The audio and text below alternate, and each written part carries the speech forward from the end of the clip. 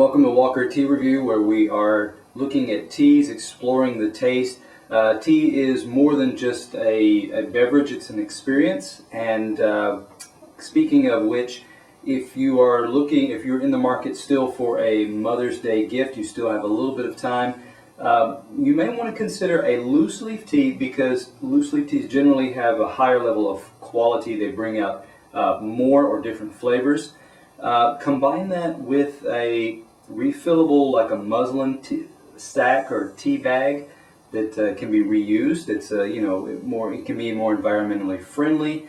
A muslin or a refillable tea sack can often neutralize some of the flavors that may be caused by some synthetic type tea bags. So that's something to consider. It's got a little bit of convenience, but still got some of the added benefits and flavors that can't be found in tea bags. So we're going to be looking at a loose leaf tea today, and of course it's a loose leaf. That's what we do.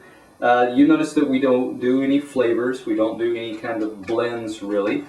And this is a Wu Yi, a tea from Fujian province of China. It is a oolong. It is called BigRedRobe, or Da Hong Pao is the Chinese term. We've got our standard, or our familiar 4 ounce gaiwan. You see I've got a teaspoon here that's not really full, so it's not really going to cover the bottom of my gaiwan, so I go back in for another scoop and toss that in. These are actually pretty large size leaves. We'll talk about those leaves in just a minute. But we don't get this water on it because our water's been brought to a boil. Close that up just to kind of let some flavors, aromas build up in there. It's been brought to a boil and cooled for 30-40 seconds now, but should be warm enough still for our. Now you'll notice also what I'm doing here. I'm kind of moving on in topic here. One, I'm kind of trying to scoop off some of this little bubbly froth that's there. Second, I filled it up so that when I put my lid on, I'm actually creating kind of a seal. There's water that has risen up above the rim of the gaiwan, so that creates a nice locked-in aroma and steeping environment, I should say. And while that's steeping, let's talk a little bit about this tea and give it a more thorough introduction. This is from Teance in Berkeley, California. Winnie Yu is someone, she's well known for her travels because she goes back to the sources, and she's done a good job recently of collecting or cataloging and blogging about her experiences of traveling. It's really showing who the people are and or what processes these teas that she's selecting are going through. So it can be very captivating to see that. Speaking also of captivating stories coming out of China about tea, National Geographic this month would be I believe it's the May 2010 issue, has a article on the China Tea Horse Road. It was the ancient road of trade between roughly Sichuan and Tibet, and they were bringing teas into Tibet and bringing back either spices and or horses along that ancient road. There were sections that were going through mountain passes that were so rough that 100-pound guys were carrying 130 pounds or more of tea. So very captivating, very interesting, because there still are a few of those guys left who actually walk that road. But I digress. We are talking about Teance's Wu Yi Cliff BigRedRobe. You can find 2 ounces available for $23.75 online at Teance's website. Now, talking about this tea and the dry leaf here.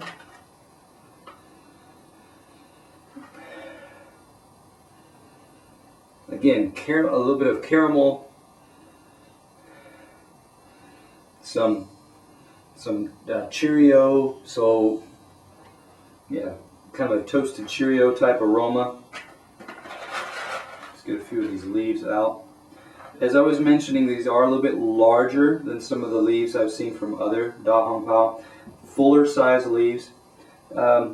As far as the sheen goes, I'm actually going to give these credit because these have a bit more of a sheen to them and that sheen indicates that the way these were roasted, it retained a lot or enhanced the natural oils in the tea leaf. So that's a positive note that these were brought out. There's a glimmer, almost a glittery type shininess kind of on the texture of these leaves. And you'll notice that when I say larger, some of these are over an inch long, minimum half an inch, I would say, and unless they're extremely broken, which most of these are not.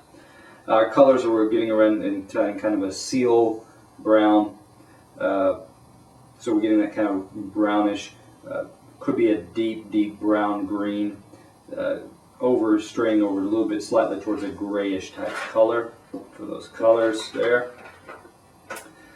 These are wrapped or processed along the middle of the vein, so they're kind of crinkled up from, this is the leaf, and they're crinkled up, twisted along that length of the leaf. Now, let's go ahead and move to, we should have had enough steep time here for the wet leaf. Now, for the guy one, we said we created that seal, and so we've got water that's risen up above the rim. I'm going to break that seal so that the water kind of seeps back down below. I'm going to angle my lid over just a little bit. That gives me, if you have a thinner gaiwan, a thinner shell, that rim is going to cool off a lot faster than a thick one. The thick one's going to retain heat longer. So a thinner one can be your better bet when it comes time to pouring. All right, set that aside briefly as we talk about this wet leaf.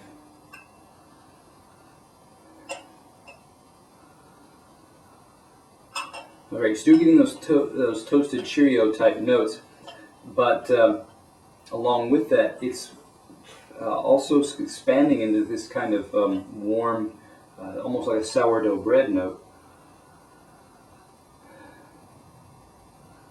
So good, sturdy flavors, or aromas rather.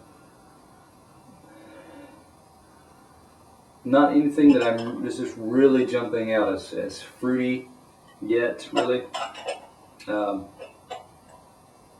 If anything, it's on the verge of releasing a kind of a baked peach type note, but not really a thing to say that it's present, or you'll be able to find it easily or repeatably.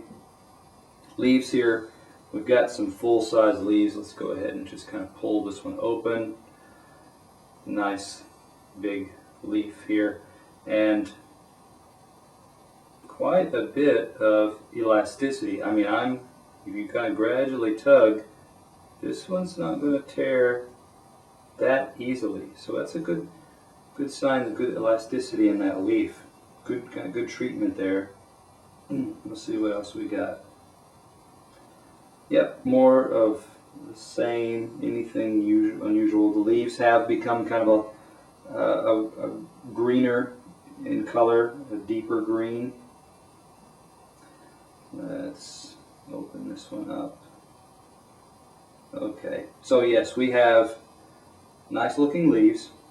Got some good elasticity in the leaves.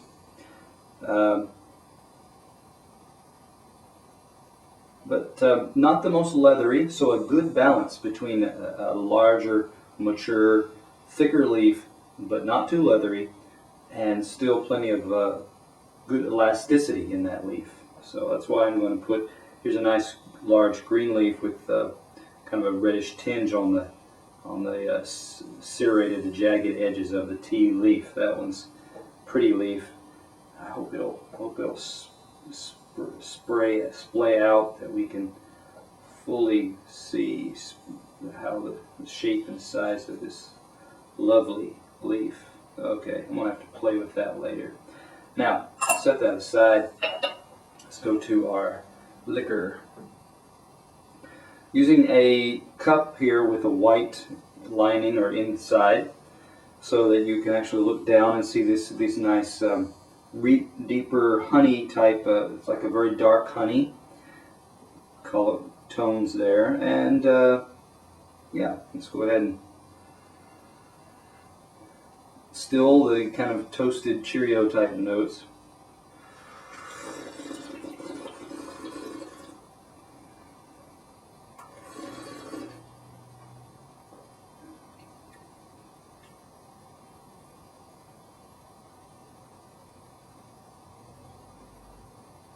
Okay, so you had those, you had that bit of kind of tanginess, briskness in the actual taste, in the actual front of the mouth.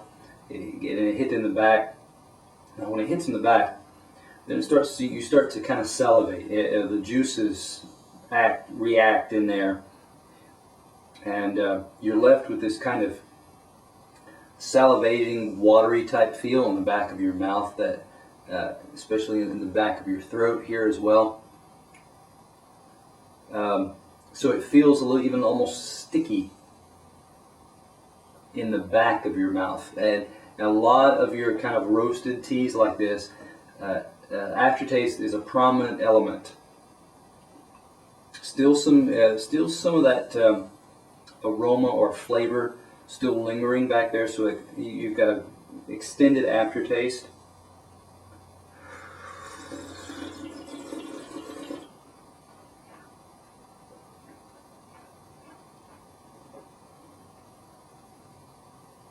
Okay, on the mouthfeel, I mean, as you're tasting, as it's swirling through your mouth, it feels thin. It feels almost watery. But then that passes as you swallow. It just tends to. It feels like it's building up. It's trying to restake its claim in your mouth. And again, that's a positive characteristic of this kind of tea.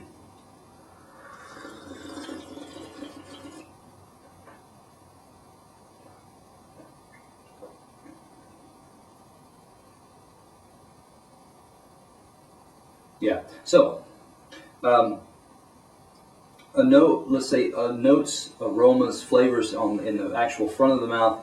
It does have a bit of tart tanginess to it, which is nice. Not a lot of bold, strong flavors, so it's nice and smooth in that aspect. Let's see. You can't really say it's caramel. It's gentler than that.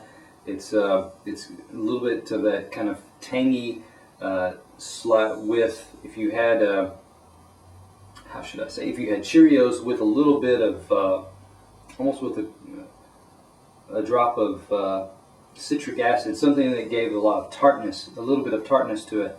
That's the kind of taste and feel that you're getting, and the prominent, or the most important part, again, is that aftertaste, and that's what we're after, and that's what we find here.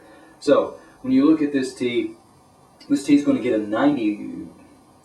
I'm going to give it a 95, simply because it's one of the higher performing teas that I've come across.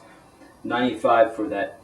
It does give those characteristics of the aftertaste, extended, the mouth watering feel, that kind of thick saliva feel coating in the back of your throat.